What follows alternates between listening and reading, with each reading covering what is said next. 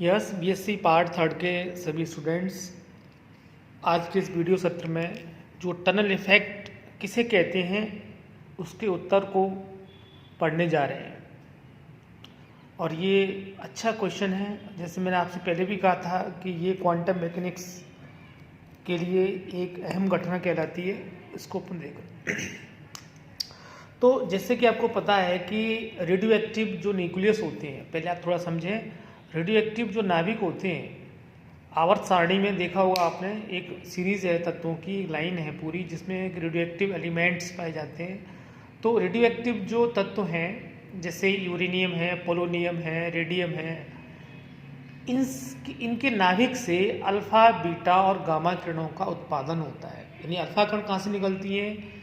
इन तत्वों के नाभिक से उत्सर्जित होती हैं। और बीटा किरण कहाँ से उत्सर्जित होती हैं? इन तत्वों के नाभिकों से उत्सर्जित होती हैं। और गामा किरण भी नाभिकों से उत्सर्जित होती है, न्यूक्लियस से। क्लियर? अब न्यूक्लियस से ये जो पार्टिकल्स उत्सर्जित होते हैं और बाहर आते हैं, जैसे ये इसको माने आप, ये नाभिक की बाउंड्री है, ये नाभिक है पूरा। क्लियर? ये नाभिक का केंद्र बिंदु है। ये पूरा क्या है? नाभिक की बाउंड्री है। और ये नाभिक का केंद्र बिंदु है। और इसकी यहाँ से यहाँ तक जो रेडियस है, इस पॉइंट से लेके इस पॉइंट तक ये रेडियस है, ये नाभिक की रेडियस कहलाती है, त्रिज्या कहलाती है, जिसकी आकार 10⁻⁻15 मीटर की कोटि का होता है। क्लियर? अब अल्फा पार्टिकल जो बाहर निकल के आते हैं, उनकी ऊर्जा का अगर मापन किया जाता है तो वह मात्र 5 MeV, 7 MeV, 8 MeV से ज़्यादा के नहीं होते। जबकि ये अल्फा पार्टिकल, चूँकि अल्फा कण पर धनावेश होता है, ये +2e धनावेश होता है, और जो नाभिक होता है उस पर Ze धनावेश होता है। तो दोनों पर धनावेश होता है। और दोनों पर धनावेश होने के कारण से अगर दूर दूर जाएंगे, वो जितने दूर जाते जाएंगे, यानी अल्फा कण न्यूक्लियस से उत्सर्जित होने की स्थिति में दूर जाने लगेगा, तो उनके बीच की जो विद्युतीय स्थिति ऊर्जा है, जिसका सूत्र क्या होता है? K Q1 Q2/R। K का मान कितना होता है? 1/4πε0। Q1 कितना है? +2e। और Q2 का मान कितना है? +Ze। तो U का मान कितना हो गया? K Q1 Q2/R। यानी K का मान कितना होता है? 1/4πε0 Q1, यानी ये मान आ गया। अगर आप ये मान यहाँ रखोगे आप, तो ये जो इसकी जो वैल्यू आती है, ये वैल्यू 20 MeV की आती है। यानी 20 MeV यहाँ पर, ये सपोज जैसे चित्र बनाया है, इसमें जो आप देख रहे हैं, ये मूल बिंदु से जो दूरी है ये ली गई है। मूल बिंदु से दूरी, नाभिक की मूल दूरी, ये x एक्सिस पर है, और v का मान जो ले रखा है वो y एक्सिस पर है, पोटेंशियल। तो अल्फा यानी होता क्या? अल्फा पार्टिकल जो है ये यहाँ से यहाँ तक नाभिक है, नाभिक की त्रिज्या है ये वाली। इसमें अल्फा पार्टिकल अंदर बंधा हुआ है। जब बंधा हुआ होता है तो उसकी ऊर्जा का मान, उसकी स्थिति ऊर्जा का मान, v का मान -V0 होगा। माना ये -V0 के बराबर क्या है? एक विभव रोधिका है, ये एक कूप है, ये -V0 इसकी ऊर्जा है। जो कि पार्टिकल बाउंड होता है, बद्ध होता है, तो उसकी ऊर्जा का मान नेगेटिव में होता है, और ये -V0 है यहाँ से यहाँ तक। बाउंड्री पर देखिए, जैसी बाउंड्री पर ये अल्फा पार्टिकल बाउंड्री पर होगा, तो बाउंड्री से निकलने की पोजीशन में नहीं होगा, क्योंकि बाउंड्री की दीवार पर ये जो देखोगे, यहाँ पर छोटी आर की जगह बड़ी आर रख दोगे, तो इसका मान लगभग 20 MeV के बराबर आता है। यानी इस बाउंड्री पर ये जो चित्रांकन किया है, ये वाला 20 MeV की रुकावट फील करेगा। कौन? अल्फा कण जब निकलेगा तो उसके पास ऊर्जा कितनी है? 5, 6, 7 MeV मात्र। और रुकावट कितनी की लगी हुई है? यहाँ रुकावट कितनी की लगी हुई है? इसके सामने ये वाली रुकावट यहाँ पर लगी हुई है, ये 20 MeV।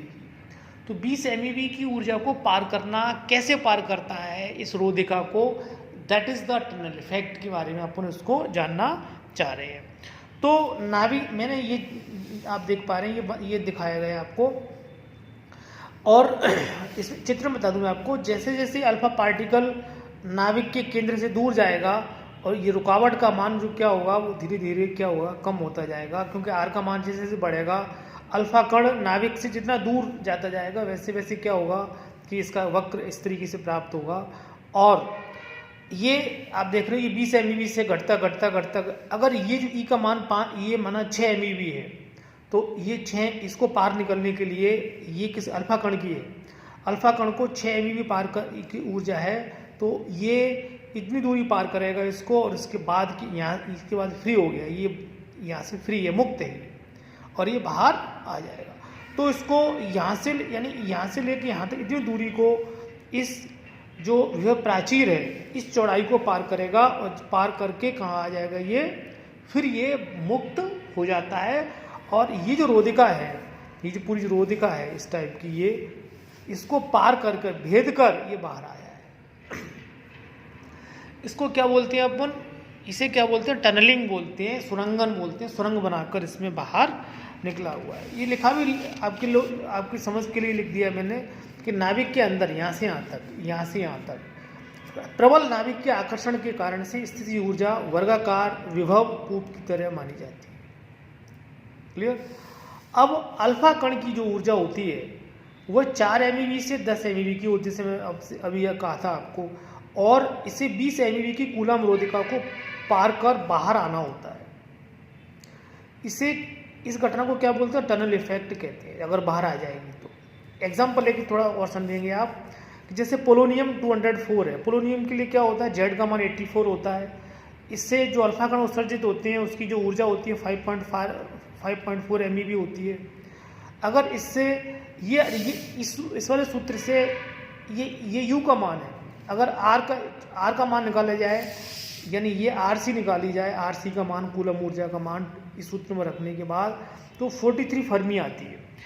मतलब क्या हुआ कि अगर 5.4 MeV ऊर्जा का ये जो अल्फा कण है इसको बाहर आना है, तो यहाँ से लेके देखिए, यहाँ से लेके यहाँ तक ये दूरी कितनी आ रही है, 43, RC का मान क्या ना 43 फर्मी, यानी यहाँ से लेके यहाँ तक इतनी इस चौड़ाई को ये भेदेगा और पार करेगा। क्लियर। और ये 43 फर्मी की चौड़ाई को पार करेगा और विभव रोधिका को, और जहाँ पर ये 43 FM चलने के बाद ये क्या फर्मीमीटर चलने के बाद ये क्या हो जाएगा, बाहर निकल जाएगा। आर का मान कितना होता है, 6.5 फर्मी। तो ये जो घटना है ये टनल इफेक्ट वाली घटना है, समझ पा रहे हैं आप। इसमें अपन ये देख पा रहे हैं कि अल्फा कण को बाहर आने के लिए विभव रोधिका की चौड़ाई, बहुत चौड़ाई पार करनी पड़ी, कितनी, 43 फर्मी दूरी पार करनी पड़ेगी। अब चूंकि T अपने पढ़ा था कि पारगमन गुणांक का मान कितना होता है, सभी को याद रखना है, 16 E(V-E/V²) है अल्फा। अगर अपन ये माने कि ये जो राशि है ये बहुत कम है, ये भी E है, ये भी घटा लोगे तो E के बराबर, ये E², नीचे V², अगर E और V बराबर है तो आप ये देखो लगभग इसका मान जो आएगा ये इसको 1 मान लें आप, -2 अल्फा के आ सकता है। अब जैसे जो पोलोनियम है, जैसे भी बात की थी अपन ने, 212 ले अपन, तो पोलोनियम 12 से अल्फा कण यहाँ से जब निकलेगा तो इसका जो वेग है, अल्फा कण का जो वेग, जो जिस वेग से निकलती है अल्फा कण, उनका वेग कितना होता है, 1.6 × 10⁻⁷ मीटर/सेकंड। ऊर्जा कितनी होती है, 5.4 MeV। अब इस अल्फा कण को नाभिक के केंद्र से, यानी यहाँ से नाभिक की सतह तक आने में जो समय लगेगा वो T बराबर क्या होगा, दूरी बटा दूरी कितनी हो गई, -15 इसकी त्रिज्या के बराबर, और ये दूरी होगी, वेग कितना हो गया, ये 1.6, तो T कितना लगेगा, 8 × 10⁻22 सेकेंड, यानी इतने सेकंड में ये अल्फा कण केंद्र से यहाँ तक आने में 10⁻22 सेकंड का समय लेता है। क्लियर। अब यहाँ से आता कितने, तो यहाँ से यहाँ तक इसको उल्टा कर दें, एक बार टी कर दें, तो 1 सेकंड में कितनी बार टकराएगा, इसकी फ्रीक्वेंसी क्या होगी, वो 10⁻21 टक्कर प्रति सेकंड होगी। यानी 1 सेकंड में ये कितनी बार टकराता है, इसको यहाँ से लेके यहाँ तक आने में समय लगता है 10⁻22 सेकंड। तो उसको दूसरे शब्दों में बोलेंगे तो एक टक्कर होने में कितना समय लगता है उसको, 10⁻21, मतलब 1 सेकंड में कितनी टक्करें हो जाएंगी, 10⁻21, उसका उल्टा यानी ये फ्रीक्वेंसी होगी। तो अल्फा कण की नाभिक से टकराने की जो फ्रीक्वेंसी है वो 1 सेकंड में 10⁻21 टक्कर कर देता है दीवार से। और इसलिए जो अब प्रायिकता हो गई इसकी, यानी अल्फा कण के जो बाहर आने की जो प्रायिकता है, पारगमन की प्रायिकता है, वो उसकी जो नॉर्मल प्रायिकता होती है उससे 10⁻21 गुना प्रायिकता का मान बढ़ जाता है। तो इसलिए प्रायिकता का मान जो इसकी जो प्रायिकता का मान 10⁻21 गुना बढ़ जाएगा। इसलिए ये समझ में आता है कि ये पार्टिकल की प्रायिकता बहुत बढ़ जाती है। इसलिए ये समझने में बिल्कुल दिक्कत नहीं होती अपने को कि ये बाहर आ सकता है। इसे क्या कहते हैं, टनल इफेक्ट। ये बहुत इम्पोर्टेंट न्यूमेरिकल की दृष्टि से भी वैसे भी ये एग्ज़ाम में आती रहती है, तो इसको आप तैयार रखेंगे। एक इस पर न्यूमेरिकल आता है जो मैं आपको इस समय करा रहा हूँ, ये न्यूमेरिकल है। न्यूमेरिकल में आप देख रहे हैं कि एक इलेक्ट्रॉन की पुंज है और उसकी 5 MeV ऊर्जा है कि इलेक्ट्रॉन आ रहे हैं और 0.2 नैनोमीटर चौड़ी एक रोधिका पर आपतित है। और इलेक्ट्रॉन पुंज ऊर्जा के किस मान के लिए कुल इलेक्ट्रॉन्स में से आधे इलेक्ट्रॉन्स विभव रोधिका को पार कर जाएंगे। क्लियर? यानी ये एक रोधिका है अपनी जिसकी चौड़ाई यहाँ से यहाँ तक की चौड़ाई दे रखी है आपको 0.2 नैनोमीटर और 5, ये जो ऊंचाई है इसकी ये है 5 eV। जो इलेक्ट्रॉन्स की पुंज है वो इस तरफ से आ रही है। क्लियर? तो इनमें से आधे इलेक्ट्रॉन्स इस तरफ पार करके निकल जाएं तो इन इलेक्ट्रॉन्स की ऊर्जा क्या होनी चाहिए, यानी कितनी ऊर्जा के इलेक्ट्रॉन आपतित हों बाईं ओर से कि वो इसको पार करके दाईं ओर आधी संख्या में निकल कर आ जाए। क्लियर? तो अब सॉल्यूशन देख रहे हैं।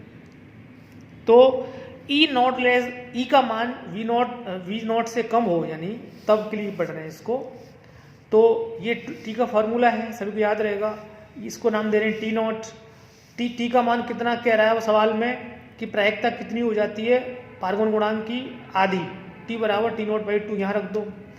T0 से T0 कैंसिल हो गया, उसको रिवर्स कर दो, ये 2 हो गया, ये माइनस का e² प्लस ट्वाइस अल्फा ये हो गया। लॉग ले लो दोनों तरफ, इसका लॉग लोगे, लॉग ट्वाइस अल्फा ए हो जाएगा इसका, और इसका लॉग कितना हो जाएगा लॉग E22, और ये 2.3 से लॉग 10 में चेंज कर दो इसको, 2.303 गुणा 0.30 का ये 0.69 आ जाएगा ये।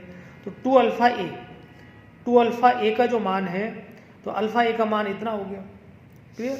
ए का मान दिया हुआ है कितना है, ए का जो मान दिया हुआ है 0.2 नैनोमीटर है। तो 0.2 यानी ये A², अब दोनों ओर को वर्क कर दो, A² अल्फा², इसका जब वर्क करोगे तो 0.345 मोटा मोटी रूप से वर्क करोगे तो 1 के आसपास आ जाएगा, 1 लिख दिया मैंने। ये A² अल्फा² का मान क्या होता है, 2m V0 माइनस E/h² होता है, बराबर 1। तो V0 E बराबर कितना आ गया, h² 2m A²। ठीक है, h² 2m A²। h² का मान सभी को पता है 1.01 माइनस 31 kg इंटू सेकेंड होता है, जूल इंटू सेकेंड होता है। तो ये रख दिया आपने, इसका वर्क कर दिया, 2m mass of the electron लिख दिया, ए का मान 0.2 गुणा 10⁻⁹ मीटर लिख दोगे आप यहाँ पर और स्क्वायर कर दोगे तो इसका मान 0.114 eV आता है। और ये किसका मान है, V0 माइनस ई का। ई बराबर कितना हो जाएगा, V0 माइनस दिस वन। तो V0 में से ई का मान दे रखा है 5 eV के पुंज इलेक्ट्रॉन है, तो ई बराबर 4.89 इलेक्ट्रॉन। तो V0 का मान क्या दे रखा है आपको, 5 हाइट दे रखी है। तो अगर 4.89 इलेक्ट्रॉन, अब आप जरा समझें, ये ऊंचाई कितनी है 5 eV इलेक्ट्रॉन वोल्ट, तो 4 ये कितना आ रहा है 4.89, तो 4.89 यानी ये इतनी ऊर्जा वाले इलेक्ट्रॉनों को अगर डालेंगे तो वह आधे इस तरफ आ सकते हैं। जैसे आप 100 डालोगे तो 50 इस तरफ आने की प्रायिकता है। तो ये न्यूमेरिकल है, कई सारे मतलब यूनिवर्सिटी में कई बार पूछा गया है। तो आप, मैं समझता हूँ इस न्यूमेरिकल को अच्छी तरीके से ध्यान रखेंगे और इसको करेंगे, देखेंगे अपने घर पर। और थैंक यू वेरी मच।